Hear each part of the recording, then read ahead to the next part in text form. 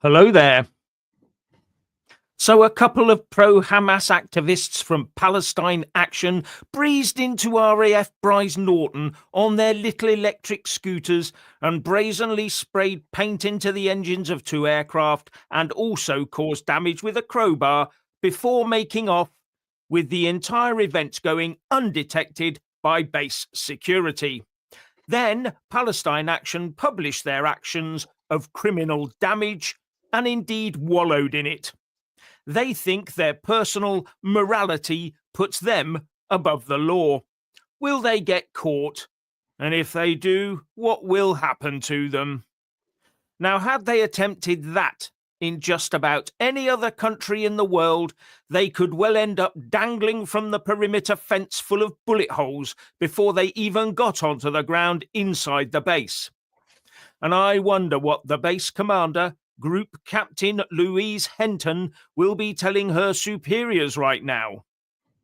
Further, Palestine Action also claimed responsibility today for attacking the Chelmsford offices of the insurer Alliance, because Alliance insures the Israeli arms company EBIT Systems.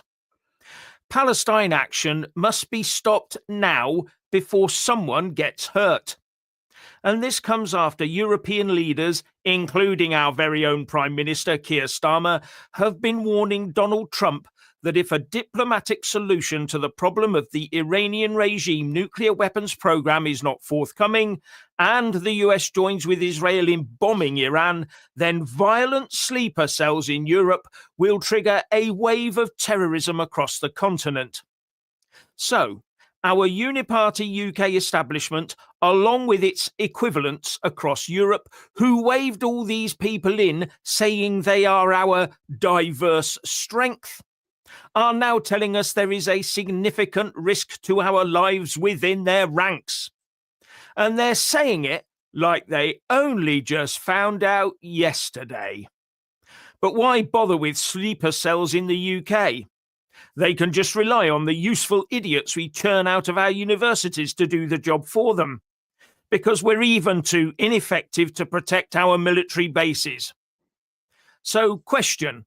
If Keir Starmer knows there are all these sleeper cells across Europe and probably also in the UK, given the number of undocumented illegal arrivals we have in our hotel real estate, why didn't his Defence Secretary John Healey know all about it and ensure our military bases are properly guarded? And as the planet goes to hell in a handcart, we watch as our MPs and Lords get down to debating decriminalising abortion and assisted dying. Now, before I widen the debate out, please like, subscribe and comment below, and also become a channel member for less than the price of a pint in London every month by clicking on the join button or following the link in the descriptions box below on a laptop or desktop computer. So, Richard, is it time to proscribe Palestine Action? Well, I was just looking at their Twitter X page, and I just noticed they're quite blazingly just promoting it, showing exactly the footage of what they did. And they also say, oh, look, Mr. Jeremy Corbyn likes them as well, follows them. Well, that doesn't mean anything, of course. It doesn't mean he likes them, of course, but he just follows them. But I follow people that I have nothing to do with as well, and I don't like. But so it's just coincidence. He probably follows them because he totally has nothing but disdain for their actions. He opposes what they do, I'm sure. He could not possibly be supporting such a criminality. No. I also look at the response here by Kemi Badenoch. Badenoch, can't quite pronounce it. Sorry, hay fever's really bad today. The security breach at Brize Norton is deeply concerning. This is not lawful protest. It is politically motivated criminality. We must stop tolerating terrorists or extremist groups that seek to undermine our society. The full force of law must come down on those responsible. And Nigel Farage also tweeted out, Palestine Action must be prescribed as a terrorist organization after the attack on RAF planes at Brize Norton. Now, Jeff, I'm not a military expert, okay, or security expert, but please tell me how these numpties managed to get into Brize Norton, right past the security, and do what they did. Is that the state of the security in Britain right now for our military forces? Like, I know that I know people who've been in the military police and, dog handlers in the military police, and they do a superb job usually. So what the bloody hell is going on here? It's almost as if they were allowed in. You'd swear it, wouldn't you? To say, look, we can do this. Unless there was somebody on the inside. I don't know. I'm just speculating. I don't bloody know. I'm no expert on this. Jeff, what do you think? Well, I'm absolutely appalled at it, because when I was in the Royal Navy, we had people on gates, we had cameras everywhere, especially around the Faslane Naval Base where the nuclear deterrent was run from, and we had all sorts of razor wire and all sorts. What have they got now? Have we got to the stage where it's considered against the human rights of people to sort of wander in and out of bases and destroy things as they see fit? I mean, as I said, that group captain, I wouldn't want to be in her shoes at the moment. I really wouldn't. Going into up to a probably call to London to explain herself, it just beggars belief.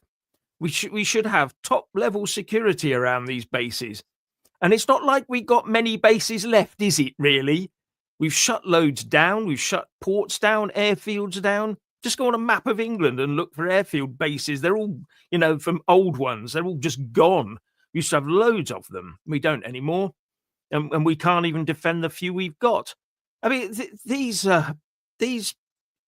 sleeper cells, if we probably got a couple or more in this country, they're probably going, well, this is going to be a breeze, isn't it? It's going to be easy. We just have to wander in, plant a few bombs, and then we'll just wander back out. No one will stop us, because we might be Palestine Action and we have human rights.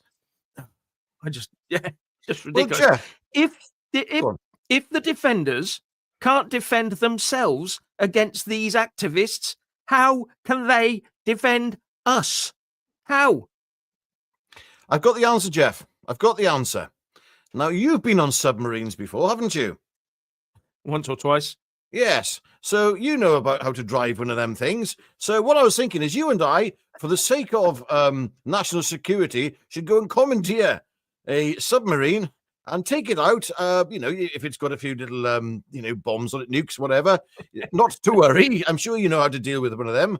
And yes, we'll just take it out and we can broadcast from there, from the middle of the from the middle of the Atlantic. Or didn't you actually go to the North Pole in once? Was it the North Pole or somewhere? Went and surfaced at the North Pole in a submarine. That was an experience. Yeah. There we go. But no, this is absolutely disgraceful, Jeff. I mean, security, my goodness. It beggars belief. It really does. It does. Yeah. It's just indicative of the state of our country and our armed forces. I mean, Vladimir Putin, if he ever had any doubt on if he could invade Britain, he must be going, okay, yeah. He can just walk straight in. Good grief. I'm just and here's a good point from either it's 0000 or 0000 or OO. It's not vandalism either, it's sabotage. Trust the BBC to water down the words being used. Yes, it is sabotage. Going in to destroy something in that manner that defends the nation is sabotage, as far as I'm concerned. Just look at the terrorism. Words. I mean, it is absolutely terrorism. This is something that defends this country from, defends our children at the end of the day. The next generation, those who are coming behind us, they are defended by those planes, or at least they should be. That's the usage they should be put to. And they're there for that purpose, regardless. And yet, I mean, how did this happen? Sorry, Jeff, you're going to have to take over a second. I'm just too lost and angry at this. Yeah, well, one of the things that Palestine Action claim is that aircraft from Brize carry armaments cargoes to Israel and conduct spying ops against Hamas, etc., etc., etc. Good. But I will also include that if you look it up, the Royal Air Force, including and probably mainly involved Brize Norton, provided 74 tons of aid to Gaza via Egypt. Yes, they flew aid in they've been flying aid into Egypt so it can be sent across to Gaza. Now, that all sounds hunky-dory, except for me when I have seen the proof that what happens then is that aid is captured by Hamas, sold at great profit to the people who should get it for free, so they can buy more weapons to go and kill Israelis. That's how it works. Yeah. And if any of the Gaza civilians get in the way and try to take the food that they should have for free, they get shot by Hamas. That's how it works. So I'm not sure that we should even be engaging in that. You know, if you handing aid over in the hope that a tenth of it gets to the people, knowing that the rest is going to get into the hands of Hamas, then I'm not sure we're doing the right thing. But there you go. That's just me. It's awful. It's an awful situation, Jeff. I mean, you have to be pretty inhuman at the same time too. When you see this footage of especially children and what's happening to them in Gaza, to feel nothing but absolute, be completely affected by it. But I mean, at the same time, as you rightly said, Jeff, we know where this food is going. It's not going to those children. These supplies, everything's been done with the best will in the world, humanitarian, greatest, noblest justice system of the mind. It's not getting there. It's not getting there. It's just not getting there. The food is not getting there. Sorry, I'm just too flabbergasted by today's events. I can't get my words out. Brain's not going as fast. There's also another thing that's emerged yesterday. I did a video on it this morning. You may have seen it, about the situation of Diego Garcia. If you read the actual treaty itself, it says in the treaty that when we're going to use our base, or which we're now going to be leasing from Mauritius, if we're going to use it in a military lethal action against a third state, i.e. someone who's not British, US, or Mauritian, we have to inform the Mauritian government about it. Now, Mauritius is very, very friendly with Iran and China. So what are we doing? Why did we sign that or why did we do that? And as I said in the video, do you remember when David Lammy and Keir Starmer were absolutely hell-bent on getting that treaty signed as early as they could last year, before Christmas? Do you remember that? The unseemly rush trying to get it through, get it done, get it dusted. I'm sort of wondering why they were so keen. Because at the moment, we don't have to tell Mauritius about any attack coming from Diego Garcia because the treaty isn't in force. But had it been, oh yeah, I don't trust any of these people. They're all foul, as far as I'm concerned. Anyway, what's this one? Yeah. The government says Sarah Logan are more than aware of sleeper cells, etc., but Starmer and his pals support anything and anyone who wishes the UK harm and hurt the UK. They've shown they don't care about the UK. Well, that just about sums up, I would say, the whole Westminster blob and the civil service and all of them. It just beggars belief what's been going on. And it's all sort of dribbling out. And remember, the Chagos Island deal, I'll go back to that, wasn't suddenly formulated out of thin air by the Labour Party. No, it was in the works for years beforehand through the Tories. It was a blob project. All of these things are blob projects. But Jeff, how do you think the military would be? Do you think our military, considering the state of it, especially after today's news with the situation at Brize Norton, do you think our military would be able to deal with the sleeper cells? I don't think so. Yes, they could. I'm not so sure. I'm not so sure, to be honest with you. I have no faith left in our military whatsoever. And that's a great shame because we have one of the best military, if not the best military in the world, armed forces in the world. But now, not so sure, Jeff. So you reckon we could deal with them, do you? Yes, if the politicians believed in Britain and let them get on with their job. That's the problem. It's the political angle. Yeah, but that's what I mean. I mean, at the end of the day, we don't actually have an effective system. They're not operating. Our military right now are not operating for the betterment of this country. They're not. They can't. They want to. They I have no doubt, because as you know, and I know, there are people in the military who are very much patriotic and want to defend this nation, but their hands are tied. And if their hands are tied, then what use are they?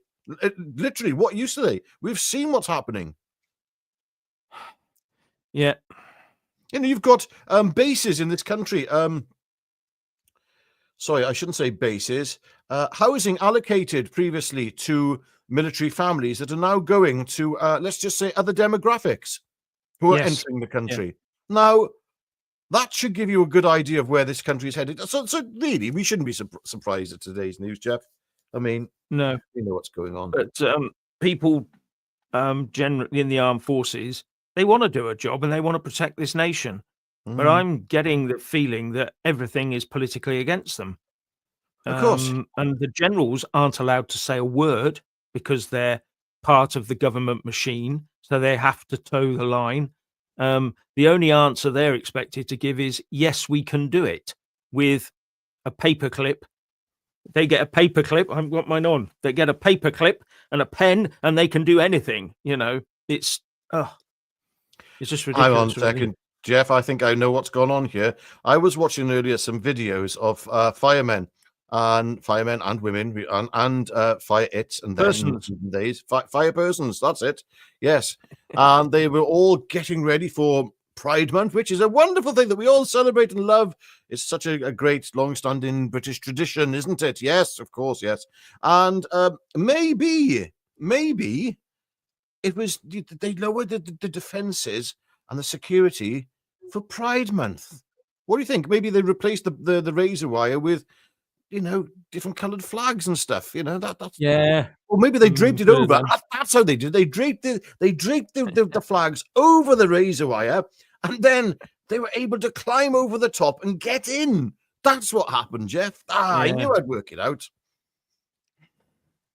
Now, Otakar Kubi says the idea is for a Euro army that we must fund too. Yeah, I've sort of said this before, that maybe the big aim is to run our services down so they can't even operate a jeep, and then say that we can't defend ourselves, we must join in with Europe, and then suddenly there'll be a huge fund of money that appears from nowhere, debt generated via us and the EU, to suddenly buy a whole new army, but a joint armed forces between us and the European Union. And that's how these things work, isn't it? So yeah, they could well be trying to run the whole of our armed forces down, but that doesn't help anyone.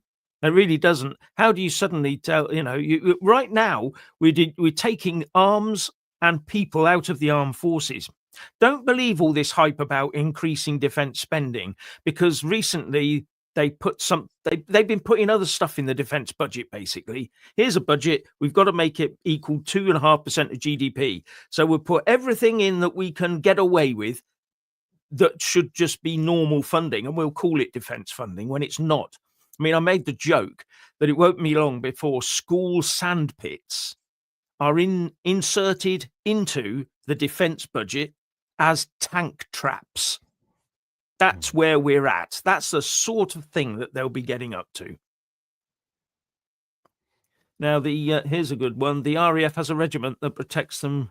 It's the RAF regiment, says Jake. Yeah, the RAF regiment, tough bunch of guys, and they're the ones with the missiles on, or should be the ones defending the bases. But I did have a look at Brize Norton's website, and the number of people, or not the Brize Norton's website, sorry, I asked Google, and Google pointed to a lot of sources that indicate that there are a lot of bodies involved, other bodies, different ones, civilians as well, involved in the defense of Brize Norton. It's probably the same for every single one now, all the bases, as they try to cut corners and cut costs and all the rest of it. Yeah. Yeah, but you've got the WRVS trying to defend the gates at the moment. No, in this country. Yeah. No, but at the end of the day, watching this.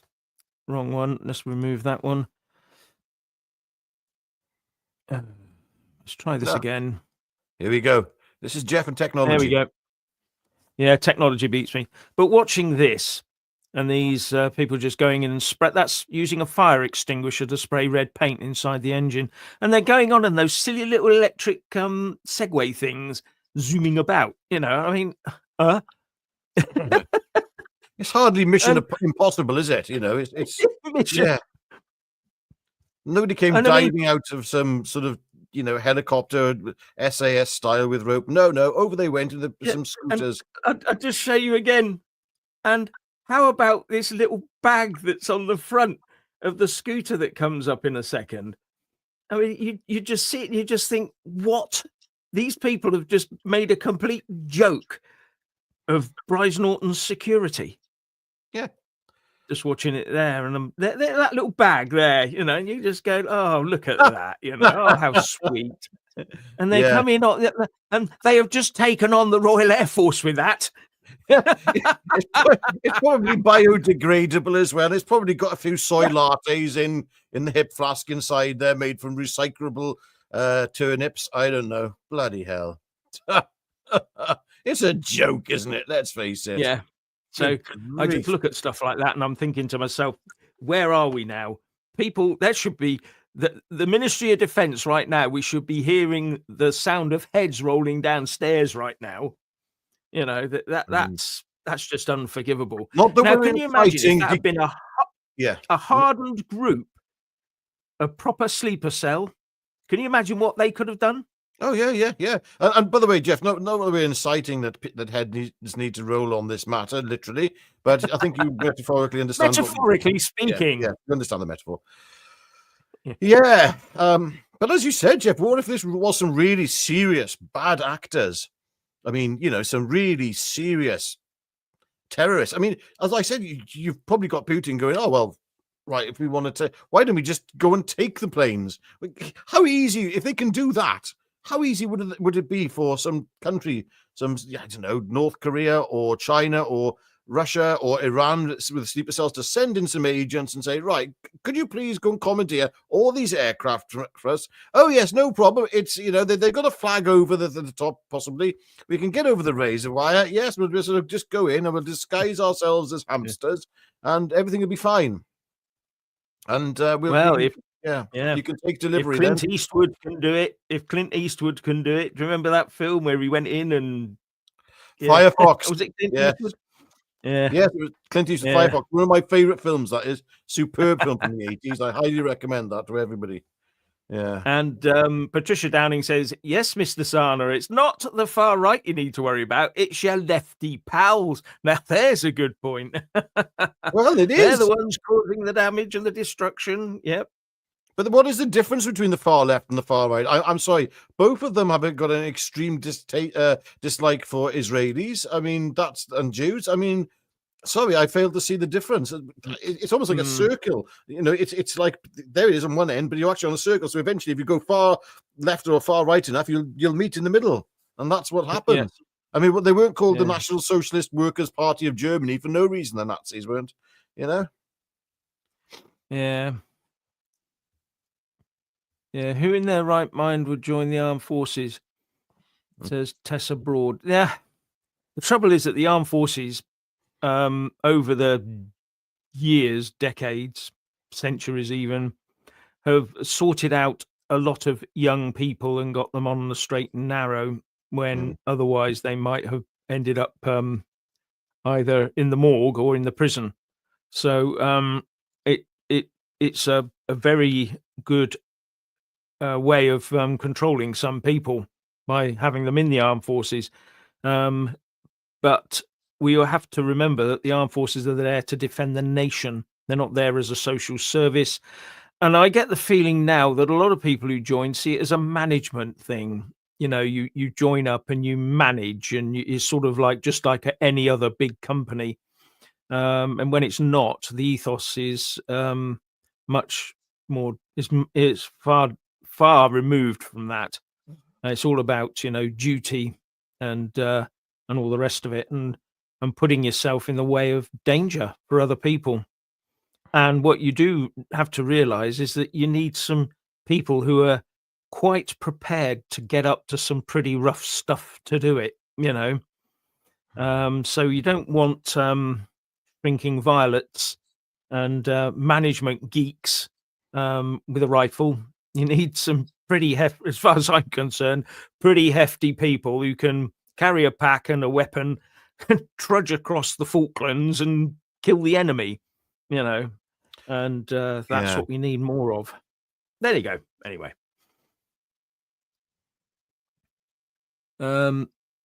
Yeah, this in World War II, they'd have been shot. Yes, Well, yes, of course. that's exactly the point. Yes. You would be shot for looting in World War II, just for stealing stuff from a house that's been bombed. You'd be shot. Yes. You know, looters will be shot. So, yeah, I'm not sure that actually ever happened, but yes. Anyway, I think we've done this one, and all I can say is Absolutely. that Palestine Action are a disgrace. They need to be stopped, because I saw the photograph of what they did to that insurance office. It looks like to me like they broke the front door in. Now, at some stage or other, someone's going to get hurt by these people. We need to stop them before they get there. They keep telling us, don't they, peaceful protest, but the left don't engage in peaceful protest at the end of the day. So No, yeah. they don't. They don't, and this is the worrying thing. We're being told that we must, I can't say we're on the right, Jeff. We're not on the right. We're not in the centre. We're not. I don't even look at the political spectrum and say I'm on anywhere on there. I just say what works for the country, and that's it. But they expect us who are not on the left, who don't identify as left wing. They expect us to be very well behaved and do as we're told, etc., etc. And yet they are damaging. Damaging Britain's defence system effectively, because that's what those planes are as well. They are there for defence. And actually, come to think about it, there's now a call, isn't there, for flights out of Israel to bring UK people home. Yeah, those aircraft might be needed for that. Exactly. Who knows? Humanitarian purposes. Yeah, it goes right across the board. What those. I mean, we all know that the military is not just there to fight wars; it's there for other purposes as well. It has, it has the capability of stepping in to do other things, like recently with certain floodings. If there's a bad flooding situation, the military are quite often called in to help with sandbags, etc. Whatever it is, we need to remember that without our military, we are absolutely knackered as a country. So that's what makes this whole thing as distasteful as it is. Anyway, yes, Jeff, I think you're right. We've covered this one. Ladies and gentlemen, as Jeff said earlier, please do like this video. Click the like button, click the subscribe button, and then click the all option, little bell, all. And then, all you wonderful people who enjoy the videos that are done here, please become a member on your laptop, on your desktop. Go on there, press the join button, subscribe plus whatever it's bloody called. Do it, and you get extra content, especially from Jeff. There we go. Yeah, thanks very much. And on that note, thank you very much for watching, everyone. And it's goodbye from me. It's goodbye from him. Goodbye. Goodbye.